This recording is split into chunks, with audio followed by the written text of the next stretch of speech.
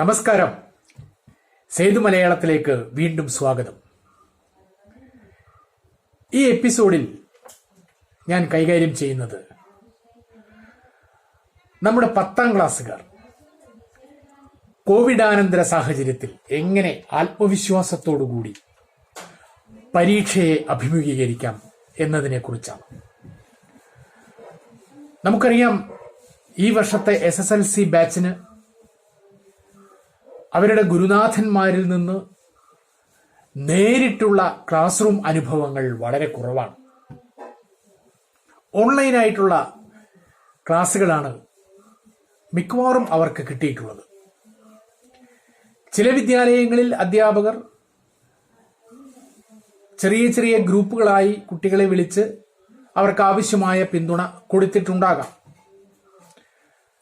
മാത്രമല്ല, ഇപ്പോൾ ഈ 16-ാം തീയതി നടക്കാൻ പോകുന്ന മോഡൽ പരീക്ഷ, ആ മോഡൽ പരീക്ഷയുമായി ബന്ധപ്പെട്ട് അതിനു മുമ്പേയും ചില നിർദ്ദേശങ്ങൾ ക്ലാസ് മുറിയിൽ നേരിട്ട് വന്ന് അവർക്ക് കൊടുക്കാൻ സാധിച്ചിട്ടുണ്ടാവും. എങ്കിലും എല്ലാ വിഷയങ്ങളുടെയും എല്ലാ പഠന നേട്ടങ്ങളുമായി ബന്ധപ്പെട്ടിട്ടുള്ള നേരിട്ടുള്ള ക്ലാസ്സുകളിൽ പങ്കെടുക്കാൻ അവർക്ക് അവസരം ലഭ്യമായിട്ടില്ല. മാത്രമല്ല, കഴിഞ്ഞ വർഷമാണെങ്കിൽ പൊതുവിദ്യാഭ്യാസ വകുപ്പ് കോവിഡിന്റെ സാഹചര്യത്തിൽ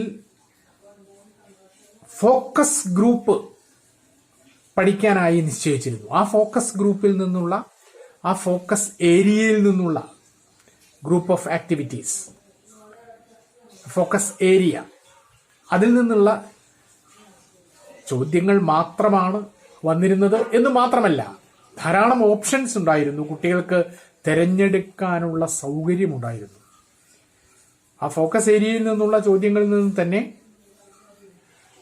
അവർക്ക് ഏറ്റവും എളുപ്പമായ ചോദ്യങ്ങൾ തിരഞ്ഞെടുത്ത് വളരെ പെട്ടെന്ന് ഫുൾ A+ഉം 100-ൽ 100 മാർക്കൊക്കെ വാങ്ങുന്നതിന് പ്രയാസമുണ്ടായിരുന്നില്ല. എന്നാൽ ആ സൗകര്യം ഫോക്കസ് ഏരിയയിൽ നിന്ന് മാത്രം 10ാം ക്ലാസ്സിലെ പരീക്ഷയ്ക്ക് ചോദ്യം വരിക എന്നുള്ളത് ഇപ്രാവശ്യം ഒഴിവാക്കിയിരിക്കുകയാണ്. ഫോക്കസ് ഏരിയയിൽ ഉണ്ട്. ഫോക്കസ് ഏരിയയിൽ നിന്ന് മാത്രമല്ല, ഫോക്കസേതര ഏരിയകളിൽ നിന്നു കൂടി ഇപ്രാവശ്യം ചോദ്യങ്ങൾ വരുന്നു എന്നുള്ളതാണ്. അതുകൊണ്ട് തന്നെ തുടർ പഠനത്തിന്റെ ഗതി നിർണയം നടത്തുന്ന 10ാം ക്ലാസ് പരീക്ഷയിൽ ആത്മവിശ്വാസത്തോടു കൂടിയിട്ട് ഈ മാസം 31-ാം തീയതി മുതൽ ഏപ്രിൽ 29-ാം തീയതി വരെ നീണ്ടു നിൽക്കുന്നതാണ്. കടുത്ത വേനൽ ചൂടാണ്. കോവിഡ് പൂർണ്ണമായും പോയിട്ടില്ല. അപ്പൊ ഈ ഒരു സാഹചര്യത്തിൽ വളരെ ജാഗ്രതയോടുകൂടി, അല്പം പോലും ആത്മവിശ്വാസം കൈവെടിയാതെ എങ്ങനെ കുട്ടികൾ തയ്യാറാകണം എന്നതാണ് ഈ ഒരു അവസരത്തിൽ ഞാനിവിടെ അവതരിപ്പിക്കുന്നത്. അതുകൊണ്ട് തന്നെ ഇത് കുട്ടികൾക്ക് മാത്രമല്ല, ആ കുട്ടികളെ തയ്യാറാക്കുന്ന അധ്യാപകർക്കും, അധ്യാപകരാകാൻ പോകുന്നവർക്കും, രക്ഷിതാക്കൾക്കും ഒക്കെ ഒരു റെഫറൻസ് ആയിട്ട് ഈ പ്രഭാഷണം മാറണമെന്നാണ് ഞാൻ ആഗ്രഹിക്കുന്നത്. പരീക്ഷ എഴുതുന്ന കുട്ടികൾക്ക് മെന്റലി ആൻഡ് ഫിസിക്കലി, മാനസികവും ശാരീരികവുമായ എന്തൂസിയാസം, ഉണർവ് ആവശ്യമാണ്. അതുകൊണ്ട് തന്നെ മാനസികാരോഗ്യവും ശാരീരികാരോഗ്യവും ഏറ്റവും പ്രധാനമാണ്. അവസാനഘട്ട തയ്യാറെടുപ്പുകളാണ് പരീക്ഷയ്ക്ക് വേണ്ടിയിട്ട് ഇനിയുള്ള നാളുകളിൽ 31-ാം തീയതിക്ക് മുമ്പേ നടത്തുന്നത്. കൃത്യമായി പറഞ്ഞാൽ ഇന്നു മുതൽ മോഡൽ പരീക്ഷ തുടങ്ങി. 16-ാം തീയതി മുതൽ മോഡൽ പരീക്ഷ തുടങ്ങി. അപ്പൊ ഈ മോഡൽ പരീക്ഷയെ അടക്കം ഒരു പരിശീലനമാക്കി മാറ്റുന്ന ഈ വേളയിൽ ഞാൻ ഇനി പറയാൻ പോകുന്ന ചില കാര്യങ്ങൾ ശ്രദ്ധിച്ചാൽ എല്ലാ വിഷയങ്ങളിലും എല്ലാ കുട്ടികൾക്കും ഫുൾ A+ വാങ്ങാൻ ഒരു പ്രയാസവുമില്ല എന്നുള്ളതാണ്. അതിൽ ഒന്നാമത്തെ കാര്യം, ചോദ്യപേപ്പറിന്റെ ഘടന. What will be the question paper? ആ ക്വസ്റ്റ്യൻ പേപ്പറിന്റെ ഘടന എങ്ങനെയായിരിക്കും? അത് ഞാൻ നേരത്തെ സൂചിപ്പിച്ചു. ഫോക്കസ് ഏരിയയിൽ നിന്ന് മാത്രമേ ചോദ്യം വരൂ എന്ന് വിചാരിച്ച് ഫോക്കസ് ഏരിയയിലുള്ള കാര്യങ്ങൾ മാത്രം പഠിച്ചാൽ പോരാ, അതിൽ ഒതുങ്ങുന്നില്ല. അതുകൊണ്ട് തന്നെ ഇഷ്ടമുള്ള ചോദ്യം തിരഞ്ഞെടുത്ത് എഴുതാനുള്ള കഴിഞ്ഞ വർഷത്തെ ആ ഒരു അവസരം ഇപ്രാവശ്യം വേണ്ടത്ര ഇല്ല. അതുകൊണ്ട് തന്നെ എല്ലാ വിഭാഗങ്ങളിലും നമ്മുടെ ശ്രദ്ധ എത്തണമെന്നുള്ളതാണ് ചോദ്യപേപ്പർ ഘടനയുമായി ബന്ധപ്പെട്ടിട്ട് പറയാനുള്ളത്. അപ്പൊ അതിനുവേണ്ടി ചോദ്യപേപ്പർ ഘടന മനസ്സിലാക്കിയതിന് ശേഷം ഒരു revision checklist of revision, how to learn, അത് നമ്മുടെ സെൽഫ് കോൺഫിഡൻസ് വർദ്ധിപ്പിക്കാൻ സഹായകമാവും. അങ്ങനെ റിവിഷൻ ചെക്ക് ലിസ്റ്റ് തയ്യാറാക്കുമ്പോൾ ചെയ്യേണ്ടത് എന്താണ്? ഓരോ പാഠഭാഗവുമായി ബന്ധപ്പെട്ട പഠന ലക്ഷ്യങ്ങളുടെ പട്ടിക തയ്യാറാക്കുക എന്നുള്ളതാണ്. റിവിഷന് വേണ്ടിയിട്ടുള്ള ഏതെല്ലാം പഠന ലക്ഷ്യങ്ങളാണ് ഓരോ വിഷയവുമായി ബന്ധപ്പെട്ടത്, ആ പഠന ലക്ഷ്യങ്ങളുടെ പട്ടിക തയ്യാറാക്കുക. ഇങ്ങനെ പട്ടിക തയ്യാറാക്കുമ്പോൾ ഓരോ കുട്ടിക്കും അവരവർ എത്രയെത്ര കാര്യങ്ങൾ പഠിച്ചു എന്ന് സ്വയം വിലയിരുത്തുന്നതിന്, ആ സ്വയം വിലയിരുത്തുന്നതിലൂടെ ഒരു ചെക്ക് ലിസ്റ്റായിട്ട് ഇത് മാറാനായിട്ട് കഴിയും. അതെങ്ങനെ ചെയ്യണം? ഇത് പറഞ്ഞുകൊണ്ട് മാത്രം കാര്യമില്ല, എങ്ങനെ ചെയ്യണം? ഈ പഠന ലക്ഷ്യങ്ങളെ 3 കോളമായിട്ട് നിങ്ങൾ തിരിക്കുക. ഒന്നാമത്തെ കോളത്തിൽ കംപ്ലീറ്റ്ലി ലേൺഡ്, പൂർണ്ണമായും പഠിച്ച പാഠഭാഗങ്ങൾ, പഠന ലക്ഷ്യങ്ങൾ എഴുതി വയ്ക്കുക, പൂർണ്ണമായും പഠിച്ചത്. രണ്ടാമത്തെ കോളത്തിൽ ഭാഗികമായി പഠിച്ചു, ഹാഫ് ലേൺഡ്, ഭാഗികമായി പഠിച്ചു, എന്നാൽ കുറച്ചും കൂടി അതിൽ പഠിക്കാനുണ്ട്, പൂർണ്ണതയിൽ എത്തിയിട്ടില്ല. ആ പഠന ലക്ഷ്യങ്ങളെ വേറെ എഴുതി വയ്ക്കുക, ആ പാഠഭാഗങ്ങളെ വേറെ എഴുതി വയ്ക്കുക. സ്വാഭാവികമായും മൂന്നാമത്തെ കോളത്തിൽ എന്താ എഴുതേണ്ടത്? നോട്ട് ലേൺഡ്, പഠിച്ചിട്ടില്ല. അപ്പൊ തയ്യാറായി. എന്താ തയ്യാറായത്? നമ്മൾ ആത്മവിശ്വാസത്തോടു കൂടി നമ്മൾ തയ്യാറായ പാഠഭാഗങ്ങൾ, പൂർണ്ണമായും പഠിച്ച പാഠഭാഗങ്ങൾ ഏതൊക്കെയാണ്? ഭാഗികമായി പഠിച്ചത് ഏതൊക്കെയാണ്? ഒട്ടും നമ്മുടെ ശ്രദ്ധ ചെല്ലാത്ത പാഠഭാഗങ്ങൾ ഏതൊക്കെയാണ്? അതിനുശേഷം നമ്മുടെ സമയത്തെ, ഇനിയുള്ള സമയത്തെ ചിട്ടപ്പെടുത്തുക എന്നുള്ളതാണ്. സ്വാഭാവികമായും തീരെ പഠിച്ചിട്ടില്ലാത്ത, ഭാഗികമായി പഠിച്ച പാഠഭാഗങ്ങൾക്ക് കൂടുതൽ സമയവും ശ്രദ്ധയും നമ്മൾ കൊടുക്കേണ്ടി വരും. അങ്ങനെ സമയം കൊടുക്കുമ്പോൾ ഒരുപക്ഷെ പലരുടെയും, അധ്യാപകരുടെ, സഹപാഠികളുടെ ഒക്കെ സഹായം നമ്മൾ തേടേണ്ടി വരും. അപ്പൊ ഏത് ഭാഗമാണ് പൂർണ്ണമായും പഠിക്കാത്തത് എന്നറിയാതെ ഒരാളോട് സംശയം ചോദിക്കാൻ കഴിയില്ല. നിനക്ക് വല്ല സംശയമുണ്ടോ? ഞാൻ പല കുട്ടികളോട് ചോദിച്ചിട്ടുണ്ട്. ചില കുട്ടികൾക്ക് സംശയം ചോദിക്കാൻ പോലും കഴിയുന്നില്ല. എന്തുകൊണ്ടാണ് സംശയം ചോദിക്കാൻ കഴിയാതിരിക്കുന്നത്? ഏതൊക്കെ പാഠഭാഗങ്ങളാണ് ശരിക്കും പഠിച്ചിട്ടുള്ളത് എന്നുള്ള തോന്നലില്ല. അതുകൊണ്ടാണ്. ഇതൊരു PSC പരീക്ഷ എഴുതുമ്പോഴും അത് ശ്രദ്ധിക്കണം. PSCക്ക് ഒരു സിലബസ് ഉണ്ടാവും. ഞാൻ ഇതിന്റെ മുമ്പത്തെ എപ്പിസോഡിൽ അതാണ് പറഞ്ഞത്. ആ സിലബസിൽ പൂർണ്ണമായും പഠിച്ചത്, ഭാഗികമായും പഠിച്ചത്, തീരെ പഠിക്കാത്തത് എന്നുള്ള രീതിയിൽ ഒരു പട്ടിക തയ്യാറാക്കുക എന്നുള്ളതാണ്. ഇങ്ങനെ പട്ടിക തയ്യാറാക്കിയതിനു ശേഷം revision time table, you must follow a revision time table.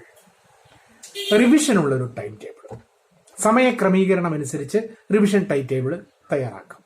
എങ്ങനെ? പരീക്ഷാ ദിനങ്ങൾക്കനുസരിച്ച് ലഭ്യമായ ദിവസങ്ങൾ ഏതൊക്കെയാണ് എന്ന് നാം മനസ്സിലാക്കുക. ഇതിന് നമ്മുടെ വീട്ടിലെ കലണ്ടറിനെ നമുക്ക് പ്രയോജനപ്പെടുത്താനായിട്ട് സാധിക്കും. 31-ാം തീയതി വരെയുള്ള കലണ്ടറിലെ ദിവസങ്ങൾ, ആ ദിവസങ്ങളെ നമ്മുടെ പഠനത്തിന് എങ്ങനെ പ്രയോജനപ്പെടുത്തും എന്നുള്ളതാണ്. ഇതിന് രക്ഷിതാക്കളുടെ കൂടി സഹായം നമുക്ക് തേടാവുന്നതാണ്.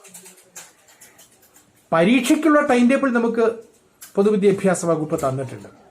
ഈ പരീക്ഷയിൽ, ഈ 3 ആഴ്ചയോളം നീണ്ടു നിൽക്കുന്ന പരീക്ഷയിൽ ഇടയ്ക്ക് 2 പരീക്ഷകൾ തമ്മിലുള്ള ചില ഇടവേളകളുണ്ട്. ഈ ഇടവേളകൾ തീരെയില്ലാത്ത പരീക്ഷയുണ്ടെങ്കിൽ അതിനായിരിക്കണം കൂടുതൽ പ്രാധാന്യം നമ്മൾ കൊടുക്കേണ്ടത് ഈ ടൈം ടേബിൾ തയ്യാറാക്കും.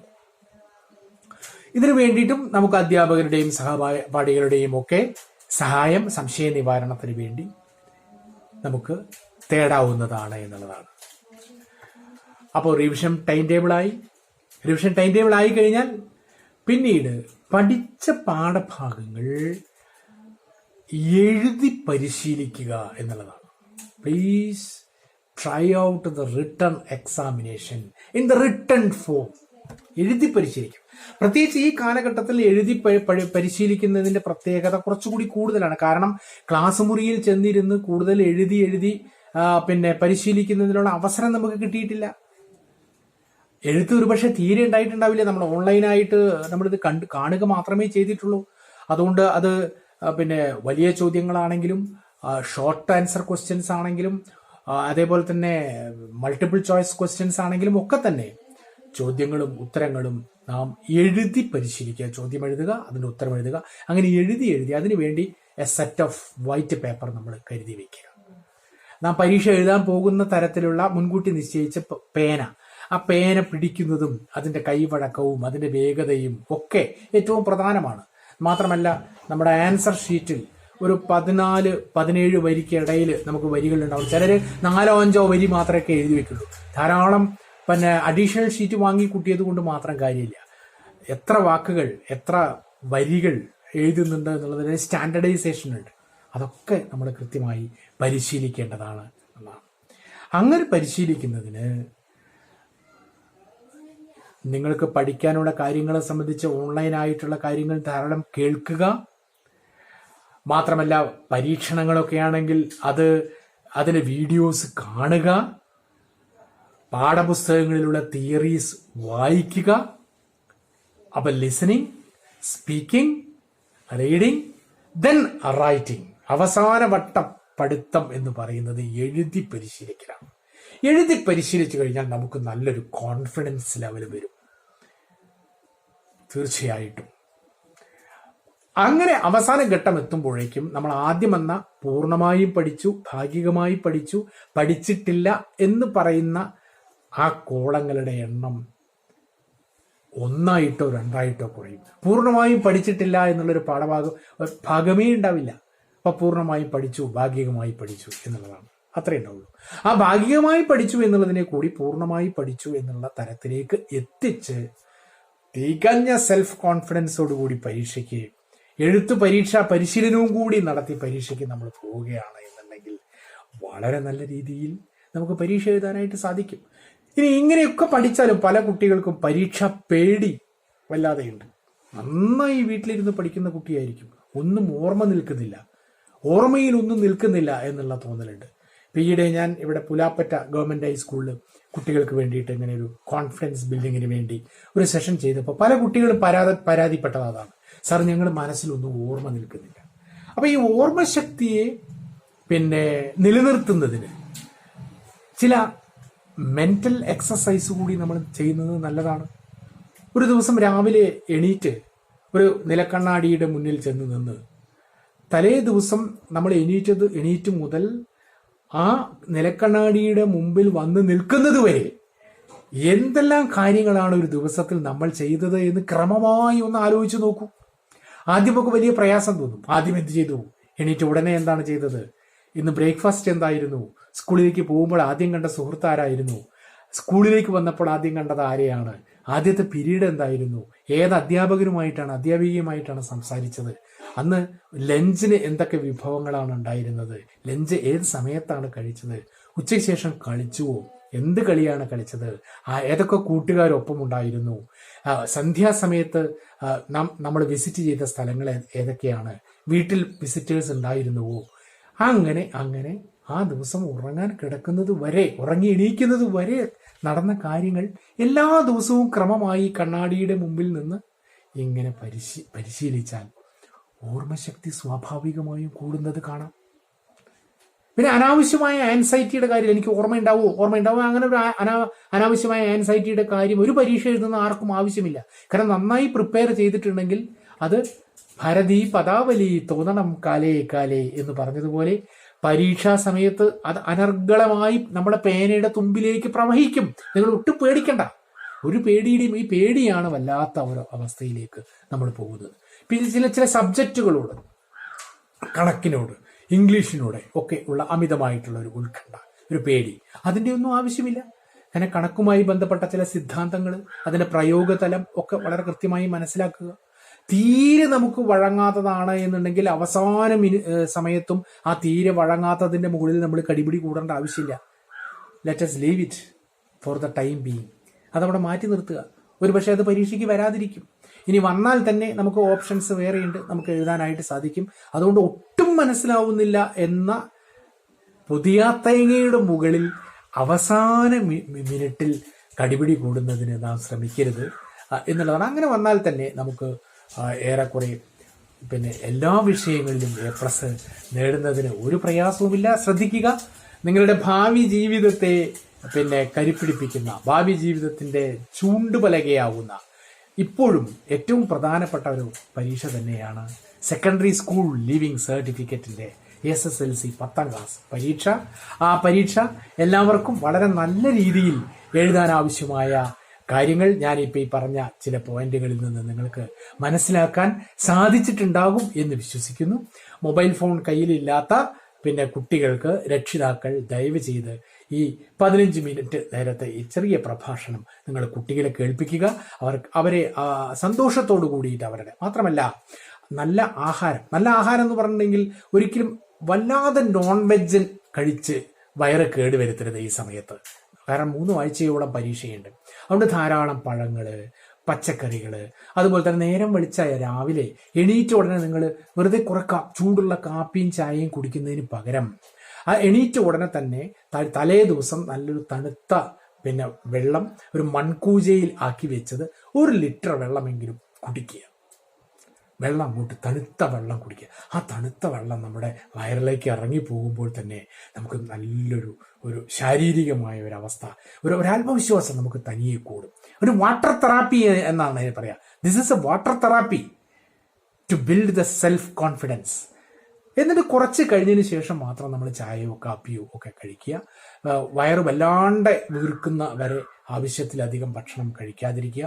നേരത്തെ പറഞ്ഞ പോലെ പച്ചക്കറി വിഭവങ്ങൾ കഴിക്കാൻ വേണ്ടി ശ്രമിക്കുക. വേനൽ ചൂട് ധാരാളം കൊള്ളാതിരിക്കുന്ന ഒരവസ്ഥയുണ്ടാവുക, പനിയൊന്നും പിടിക്കാതിരിക്കുന്ന ഒരവസ്ഥ. അതേപോലെ തന്നെ മാസ്ക്, സാനിറ്റൈസർ ഇതൊക്കെ പുറത്തു പോകുമ്പോൾ ഇപ്പോഴും നമ്മൾ ഉപയോഗിക്കണം. കൂട്ടത്തിൽ നമ്മുടെ കൂട്ടുകാരുടെ കൂടെയൊക്കെ സംസാരിക്കുമ്പോഴും കളിക്കുമ്പോഴും ഒക്കെ അത് നന്നായി ശ്രദ്ധിക്കുക. ഇങ്ങനെ ചെയ്തു കഴിഞ്ഞാൽ നല്ല മാർക്ക് വാങ്ങി നല്ല ഗ്രേഡ് വാങ്ങിയിട്ട് +1 ചേരാൻ നമുക്ക് സാധിക്കും. ഇക്കാര്യത്തിൽ നിങ്ങൾക്ക് എന്തെങ്കിലും സംശയമുണ്ടെങ്കിൽ കമന്റ് ബോക്സിൽ ഇട്ടാൽ അതിന് ഉത്തരം ഞാൻ നൽകുന്നതാണ്. എല്ലാ രക്ഷിതാക്കളും ഈ വീഡിയോ കുട്ടികൾക്ക് കാണിച്ചു കൊടുക്കുക. സേതുമലയാളം യൂട്യൂബ് ചാനൽ സബ്സ്ക്രൈബ് ചെയ്യാൻ മറക്കാതിരിക്കുക. സബ്സ്ക്രൈബ് ചെയ്തതിന് ശേഷം ബെൽ ബട്ടൺ അമർത്തുക. എല്ലാ വീഡിയോയും കാണുന്നതിന് വേണ്ടി ഓൾ എന്ന ഓപ്ഷൻ ക്ലിക്ക് ചെയ്യുക. നല്ല രീതിയിൽ പരീക്ഷ എഴുതാൻ നമ്മുടെ കുട്ടികൾക്ക് കഴിയട്ടെ എന്ന് ആത്മാർത്ഥമായി ആഗ്രഹിച്ചുകൊണ്ട് നിങ്ങളുടെ പ്രിയപ്പെട്ട സേതു മാഷ്. നന്ദി, നമസ്കാരം.